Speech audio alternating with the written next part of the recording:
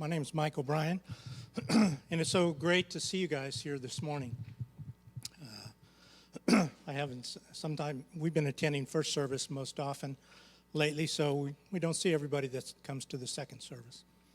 So anyhow, this service this morning, this message is different than what we normally would cover. We've got a leadership transition that we want to talk about this morning.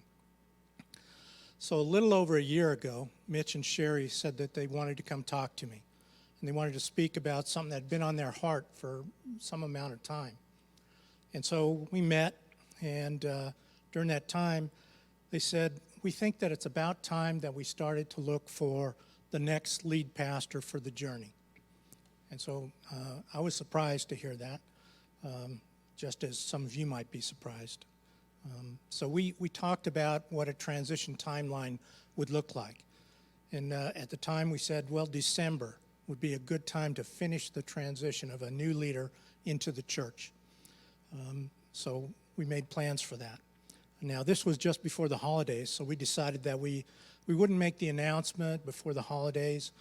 We'd wait until the new year. And so we had originally planned to make an announcement on April 5th, the week before Easter. Now, we wanted to make this announcement face-to-face. So our plans on April 5th, then Corona happened and the virus, and it changed everything. So we didn't know very much about what Corona would be like back then, so we said, well, we'll just delay it for a couple of months. And then when things get back to normal, we'll go ahead and make the announcement. Little did we know that things weren't going to get back to normal. It was going to be like what we're experiencing today. So instead, what we looked at is, we wanted to make this in person. We weren't having in-person services at the time. So when we started to come back and have our first in-person service on June 21st, we started that slowly. There was slow participation in the online services. And so Mitch and Sherry were on their sabbatical for the month of July, and when they came back, they wanted to talk again. And one of the things they said is, I'm still not sure that this is the right time to communicate this message. Again, we wanted to do it face-to-face, and there were just too few people who were really attending the in-person services at that time. So Mitch and Sherry has always been very consistent about their desire to make sure that the journey was in a healthy, stable spot before they left and for a new pastor that would come in. So they changed their plans. Instead of them planning to leave and move on at the end of December, they said, let's just extend it to align with when school gets out in May of next year. So that tells you a little bit about the love that Mitch and Sherry have for this church to set their plans on hold for the benefit of the journey. And so now we're about 6 months out from that time frame, and our consultants tell us that a search like this for a lead pastor would typically take 6 months. So we decided now is the time to share that news. So in a minute, I'm going to have Mitch and Sherry come up here and have them share their story and the decisions that they've made. And then after that, we're going to talk about what's not changing. We'll talk about those things that are going to remain the same. We'll talk about who's going to lead us through this transition. We'll also talk about the process that we've been following. We'll talk about the way that we plan to communicate during this transition. We'll talk about what happens next. We'll talk about the overall timeline that we are planning for the transition. And then lastly, we'll speak about what we need from you. So that's what we're going to talk about this morning. So Mitch and Sherry, can you come up?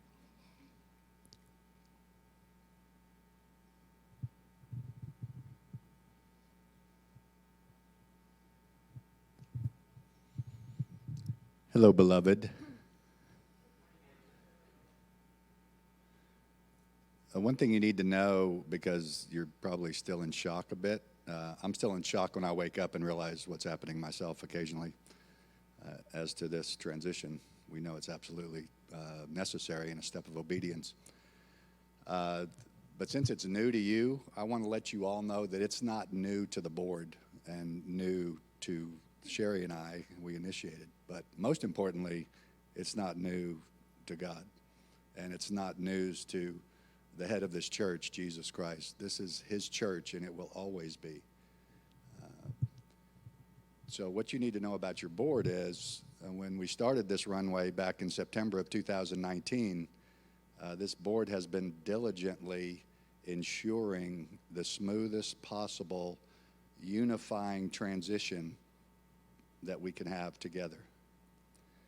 If you've been a part of these kinds of transitions before, they're sometimes very abrupt and choppy and not well thought out, and the communication's all over the map, and the uncertainty is rampant. Your board is working literally overtime and has been since September of last year. So that should be a point, first of all, of gratitude for us, and also a point reminding us to pray for the board as well as for the unity of the body as we move forward. Sherry and I have had a chance to cry many times. I'm not sure how much will happen here. We just kind of emptied it out in the first service. I'm not sure the bucket's refilled yet, but who knows what might happen. So on a Sunday morning in January of 2003, it was January 12th, and I was sitting in a 1995 Nissan Maxima with about 175,000 miles on it on the back parking lot of R.D. Henry Middle School. Was anybody coming into that parking lot on January 12th, 2003 that's in the room today? That was our initial public offering, our IPO on the journey. And I got there really early, and one of the things that Sherry and I have to wrestle with together as a ministry couple is, since I'm the lead pastor, I'm usually out and gone on Sunday morning, and she's left to get ready herself. We do get to worship some. But I was by myself. I was looking into the back cafeteria windows at Henry and watching all the busyness of our great teams using the portable church industry system to set up. The whole place is lit up. It's still dark. And I'm sitting there looking right into this building where we're about to launch a kingdom initiative because we're certain that God had called us three couples in the beginning, the Petersons, the Allens, and the Friedmans, to do this thing. And I was absolutely exhilarated and terrified at the same time. And so as I sat there, I was really almost reluctant to go in because I knew that as soon as I crossed the threshold, something was on that I couldn't control anymore. And it was a labor of love. It was our love for Jesus Christ and our love for this community. But until that point, the love we had for the community didn't really have a face or the faces like those I see today, 17 years later in this room. But I knew that once I stepped through that threshold, this thing that we said we were beginning was on. And I had no idea what to expect. So I just sat there. And eventually I plugged into my 1995 Nissan's sound equipment a cassette tape. Third Day. Remember Third Day? Show me your glory. The lyrics drawn from Moses' insistence that God himself, so Moses is ordering God as he's about to take this initiative of leading the Israelites. He insists that God show him his glory. And he says, unless your presence is with us, I ain't going. So show me your glory. And if you know the rest of the story, Moses is put in the cleft, and not all of God's glory, it can't be tolerated by human beings, passes by, and Moses ends up with a holy sunburn. But as those lyrics came through the speakers, I just wept because that was my heart. Lord, if you're not in this, I ain't going. So show me your glory.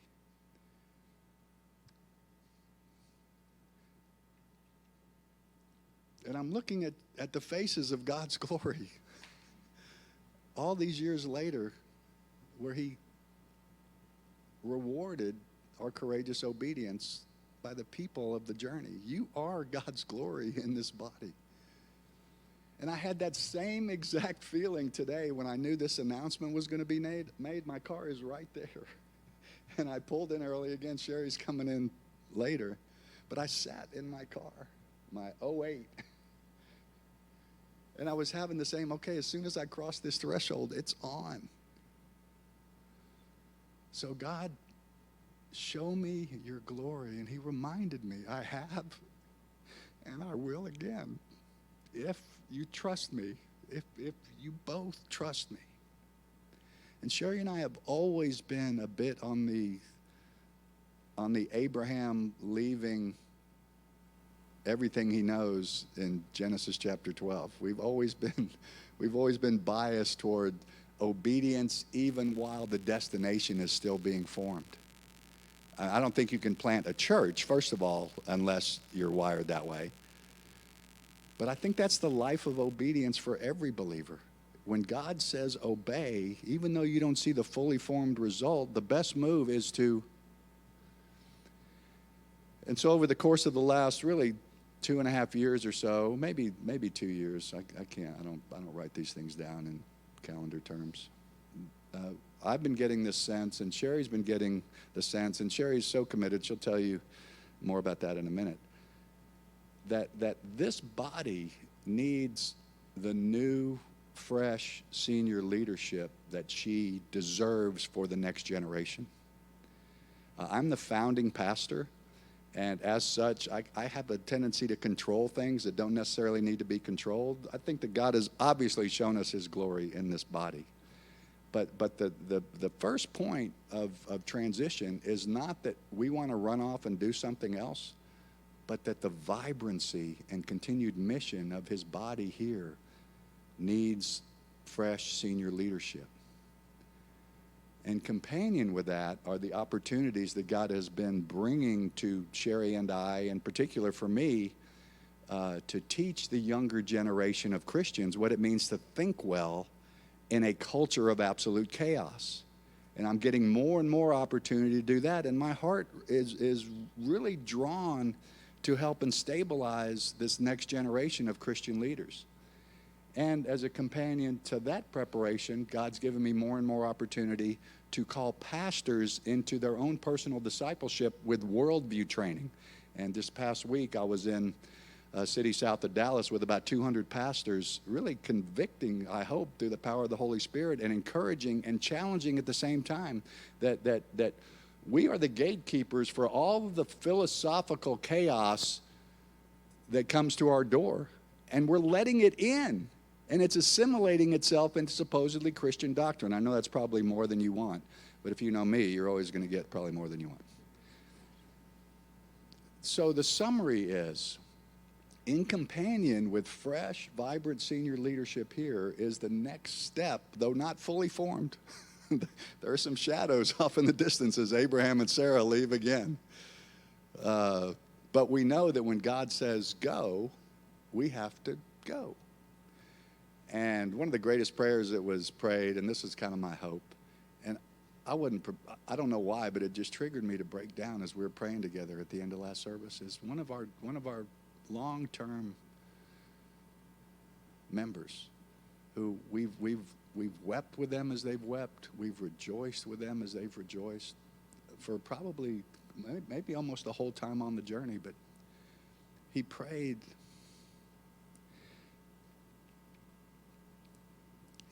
that the door would always be open to us here. And that reminded me that this is not an organization or an institution. This is a family.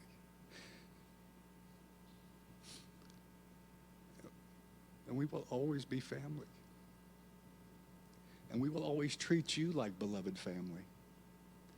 And so that prayer is not one for leaving an organization or an institution. It's just that a family is now dispersed a bit to new opportunities. Right? I'll keep moving the mic. I don't have my lapel.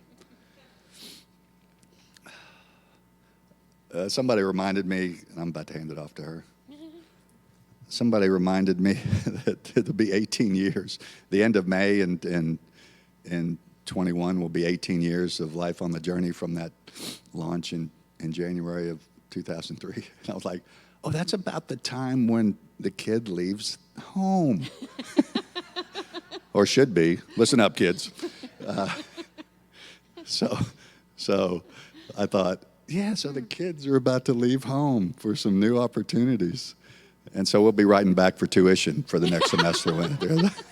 And for meal money, I'm just kidding. So my greatest desire for you guys is that you remain what you are right now, a family, a body of Christ, united under the head. Mitch is not the head. Sherry is not the head. Mitch is merely an under shepherd that's been given the privilege of watching God show us his glory over these past 17 years. My greatest desire for you is that you make a commitment to do life as a body as long as you are together here in this unit, and you can continue to commit to growth and making an impact. Love. Well, thanks. Good morning. As I was standing here in the earlier service, so many memories. I'm going to get through this. So many memories come flooding through my mind, and I'd forgotten a lot of them. And 17 years ago, Danny and Penny and Mitch and I and John and Tammy, we sat around and we prayed and we asked God about what he wanted us to do, and did he want us to plant a church in this area? And I kind of wanted to, and then there was another part of me that wanted to move to Houston, honestly, because I'd kind of been hurt in a ministry experience before and wasn't real sure I wanted to do this again. But God lovingly let me know that, yes, this was the plan I have for you, and he closed all the other doors, actually slammed them shut, and which God will do sometimes. And so we began the journey in a step of obedience. And I didn't say this in the first service, but this is one of the memories that I had. Penny and I had been hurt in ministry before, and there were times that she was on the stage and I was out in the, worshiping, and we would just look at each other and we would have this look of, yes, this is what God called us to do.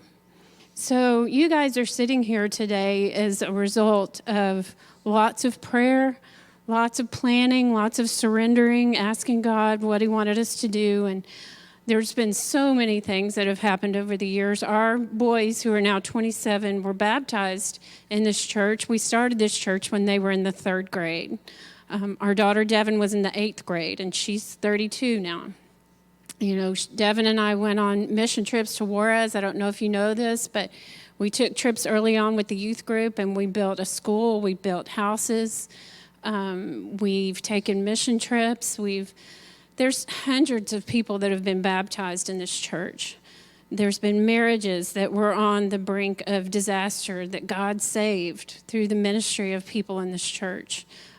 There's just marriage retreats that, have just been so much fun, sitting out on the porch and talking and playing games and carrying on and just enjoying the fellowship of being with one another.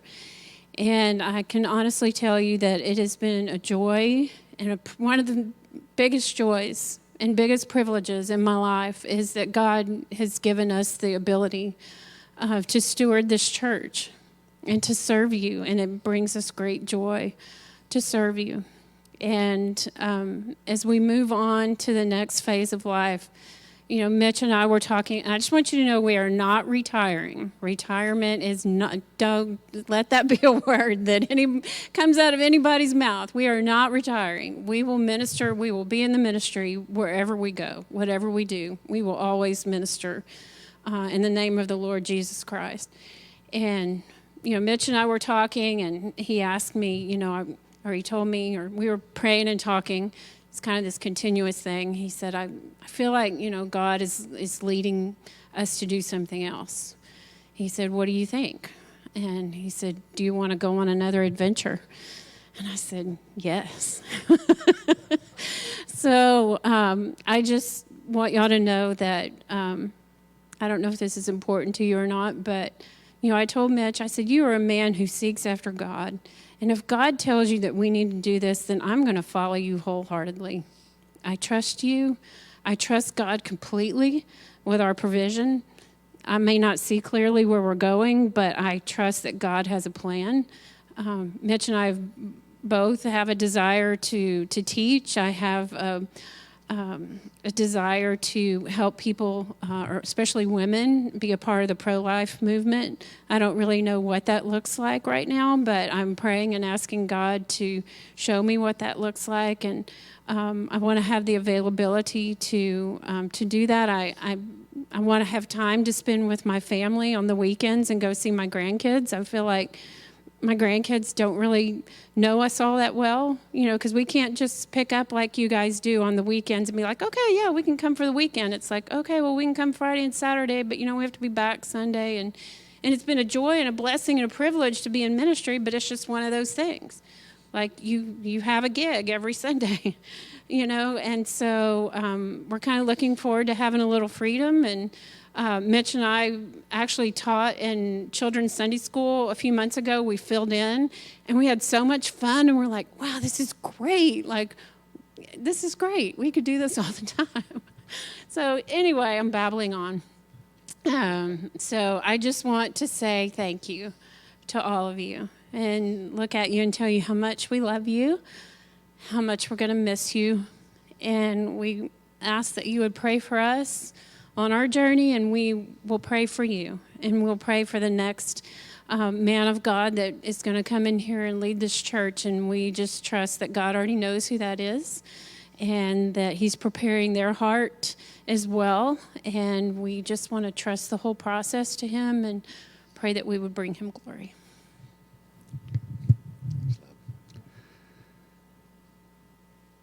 So when an entrepreneur starts something, he or she takes absolute, urgent, obsessive, compulsive ownership of it. And I used to say, and God corrected me recently, I used to say of the journey that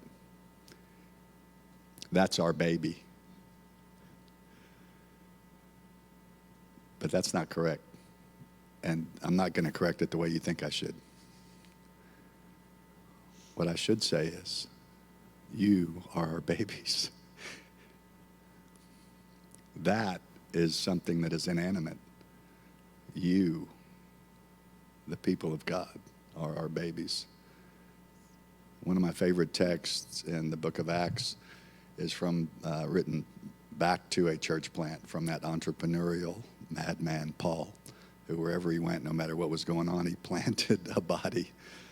And he draws this same family and body of Christ understanding when he writes back to the Thessalonian church. If you remember your history,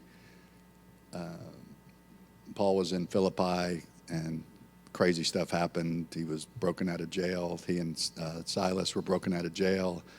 The jailer came to faith. The jailer's family was baptized, and then they moved on. And Paul went to Thessalonica in the beginning of Acts 17. And in Thessalonica, he had just enough time to plant a body before he was chased out of town by the Jews and the ones that the Jews had stirred up against him. But he planted a body. And then he wrote back to them. And in 1 Thessalonians, he reminded them of this relationship where parenting takes place, spiritual parenting. And this is, I think, appropriate for Sherry and I and our feelings for you. In 1 Thessalonians 2, Paul writes, and he's talking directly to them in his time with them as he planted that church and before he moved on. Just as a nursing mother cares for her children, so we cared for you. And I would say that's still in the present tense. And that'll never change. So we care for you. Because we love you so much, we are delighted to share with you not only the gospel of God, but our lives as well. And then he closes the parenting loop a bit later, where he says that you know that we dealt with each of you as a father deals with his own children, encouraging, comforting, and urging you to live lives worthy of God, who calls you into his kingdom and glory. So I will always see our relationship as brothers and sisters in Christ, and my role as a parent to my brothers and sisters in Christ, with the privilege you've given us as your senior leaders. And Sherry, I'm sure, would echo the same. Our love, our care, our desire to continue this journey together beyond this time. Thank you, Mike.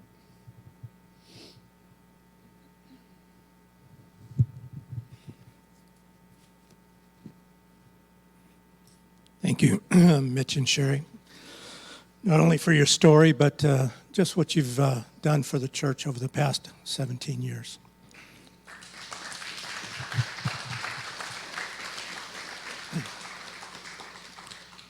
So let's talk about what is not changing. Our church head is not changing. Jesus Christ has been the head of the journey forever, and that will continue to be the case. Mitch and Sherry, they got to be the interim leaders, and so we appreciate that. But Christ is the head of the church, the journey, and will continue to be so. Our church family, we hope that doesn't change. That's all of us together. It's only going to change if you decide that it's going to change. But we're part of a church body, that we love each other, and we hope that you want to continue to be a part of this church body. Our values, the things that we value as a church, are not going to change. We've communicated the same values, excuse me, to the consultants, so that when they look for somebody, they're going to find somebody that has the same kind of values we do. Our 4 cornerstones are not going to change. We're still going to, those are kind of our underpinning of the framework by which we do everything. So we don't want that to change either. Our programs, we're not intending to make any immediate changes, but we're also going to be willing to see what God brings in terms of change as we continue to go forward. There may be some new things that we want to do that we just don't even imagine yet. So we're open to that, but no immediate changes are planned. In terms of our board, when I heard about this news almost a year ago, or more than a year ago, I knew that it would be important to have a consistent set of leadership throughout the transition. And so I went to each board member and asked them to make an additional commitment of 2 years to their current board term. Because I wanted to have consistent leadership through what I thought was going to be a year transition, and then the other year of a new leader in the church. And so I'm proud to say that everybody committed to extending their terms.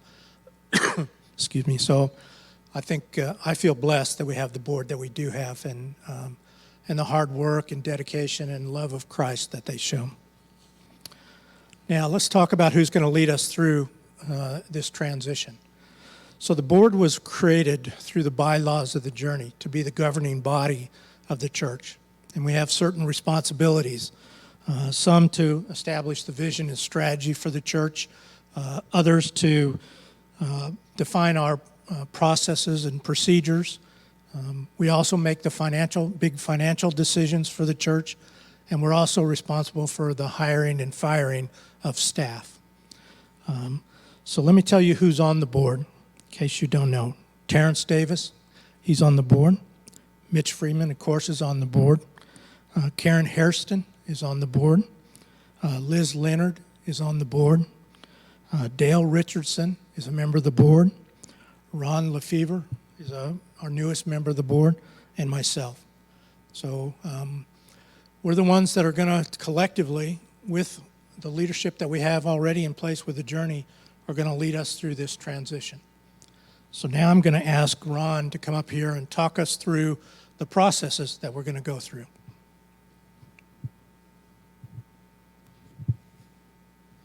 Good morning. Good morning, Journey. It's good to see you.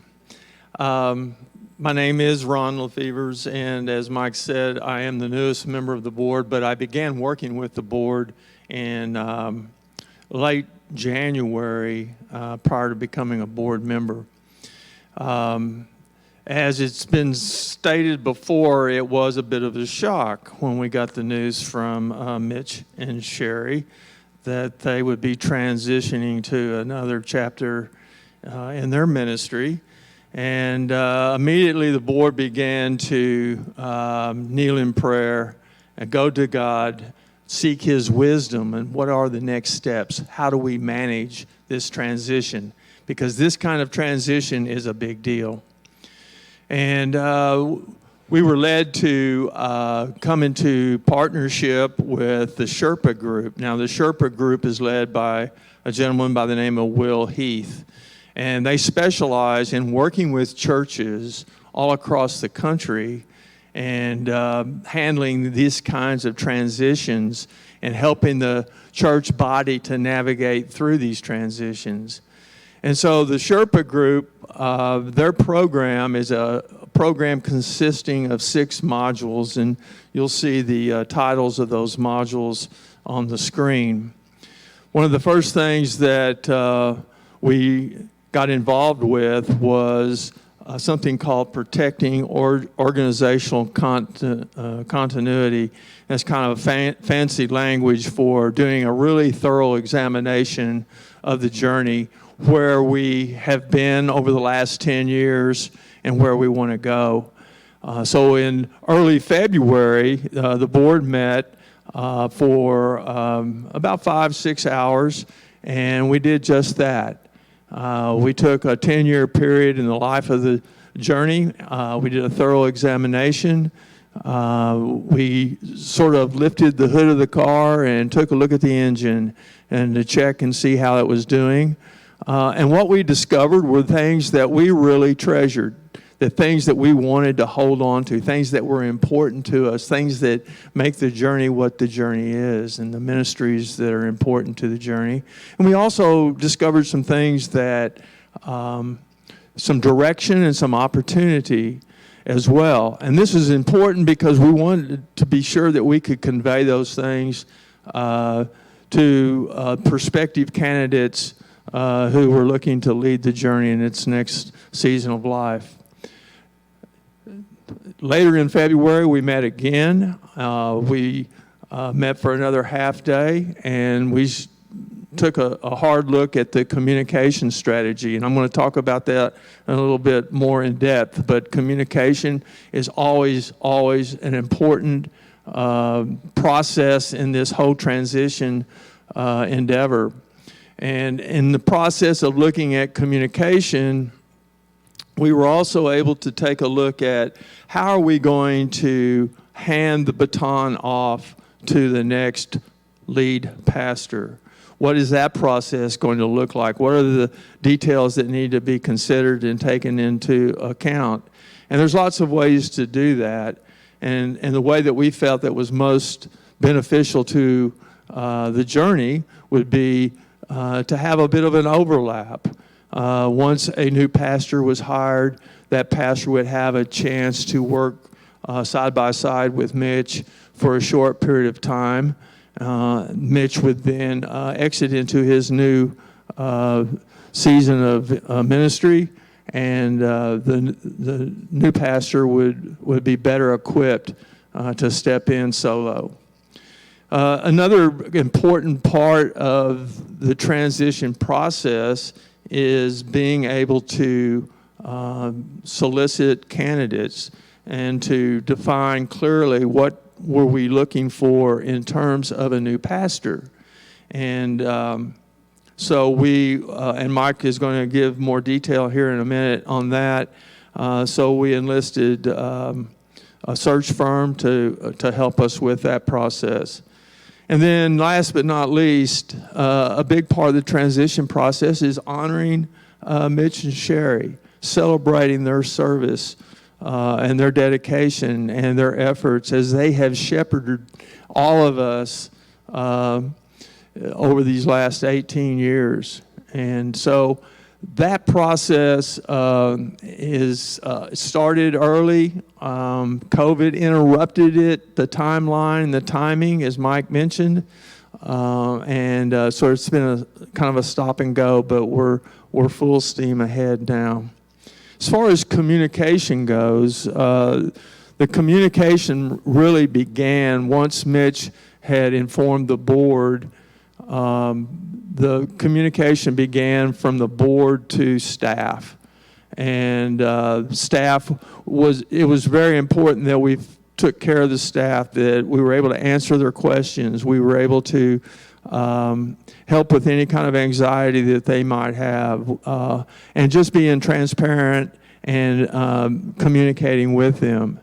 And then from that point, we began to communicate with church leadership, laity leadership, small group leaders in various ministries in the journey. And so this past week, we had a couple of Zoom conferences, one on Tuesday and one on Thursday, and church leadership was invited to those. It was an opportunity to share the information we're sharing this morning, maybe in a little bit more detail, and also an opportunity for them, those who attended, to ask questions. The next phase in the communication strategy was what we're doing today, communicating directly to the church body.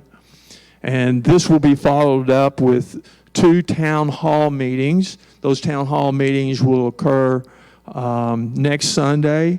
It'll be a live town hall here at the Journey campus from 2 to 3:30, and then followed up the next Sunday with a Zoom format.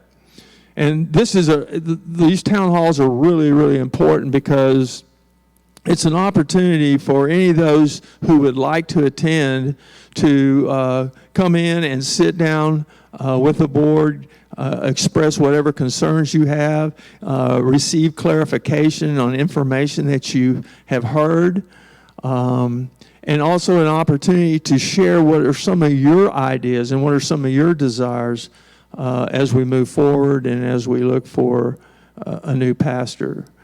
And then there will be weekly update or monthly updates between now and when a new pastor is selected. So there's a lot going on, and we invite you to partner with us.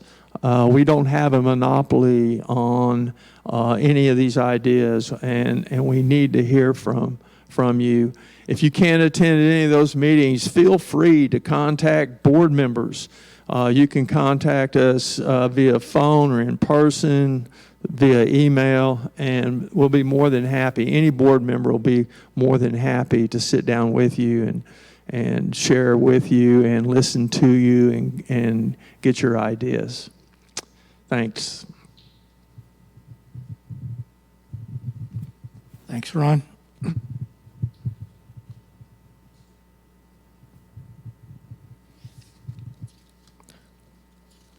Next, I want to talk about, well, what happens next? What are the next steps?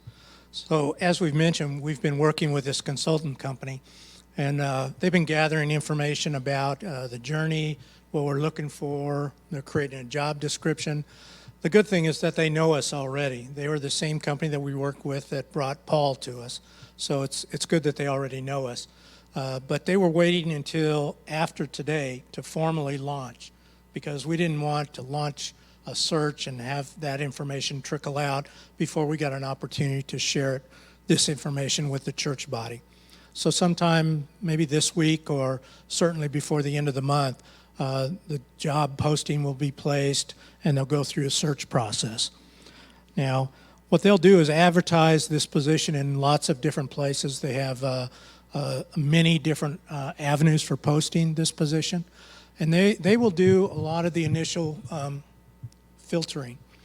They'll qualify the candidates. So we won't look at just any candidate that comes our way. What they'll do is make sure that they filter those and only bring us candidates that they think would be a really good match for what we've described we're looking for. And then they'll also help us go through the negotiation and hiring process as we bring in a new leader. So that's sort of what happens next. The overall timeline, so just to kind of stand back, we think it's about a 6-month project. duration for this search.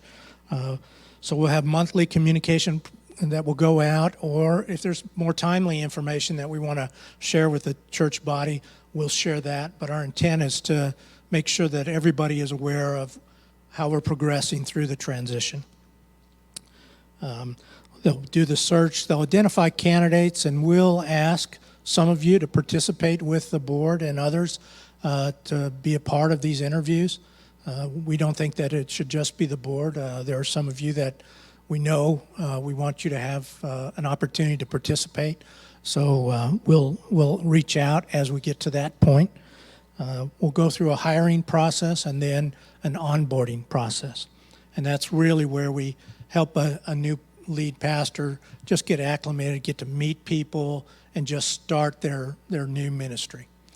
At the same time, we've got an opportunity to help celebrate Mitch and Sherry as part of the overall timeline. Part of our responsibility as a board is to help a new person on board, but also to help Mitch and Sherry as they off-board or go on to their new ministry. So we want to make sure that their exit is as clean and successful as possible.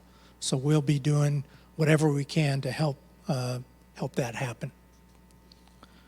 Now, we've made these plans, and like all plans, it's subject to what God really wants. But these are the plans that we've made, and we're trusting that God will bring the right person to us at the right time, and we'll follow his lead.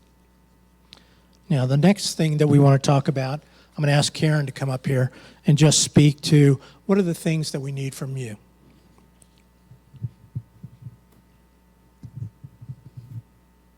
Good morning, or almost afternoon. I get the opportunity to speak to you about what we need from each of you. And first and foremost, we ask for prayers. Lots of prayers. Like we've said, we've known about this for a year. We've been praying about it, seeking wisdom, seeking God's direction. But we need everybody's prayers, please, for everybody's wisdom, for all of us to be unified together, for us to represent God's love in the community around us, how we go through this process, and just this, and how we welcome this new family, and how we serve Mitch and Sherry. Just everything we do, we want to be washed in prayer.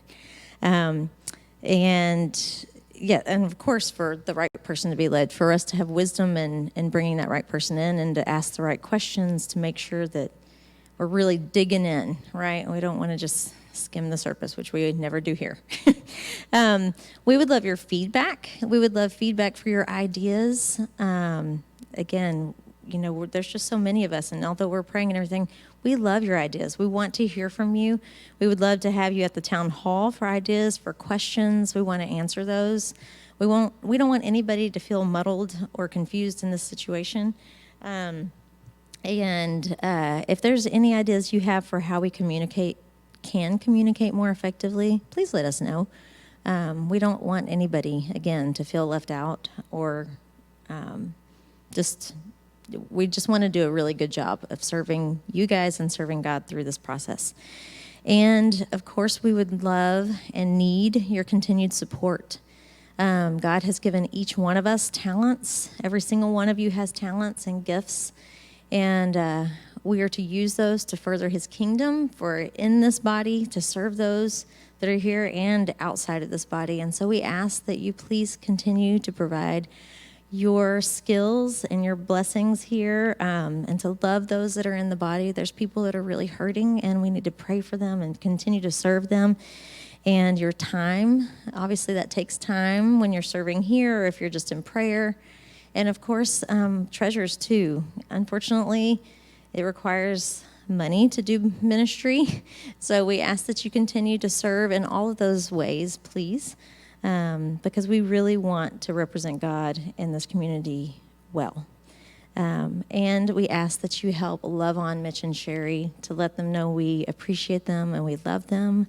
And we're going to miss them, but that we're not going to fail without them. So thank you.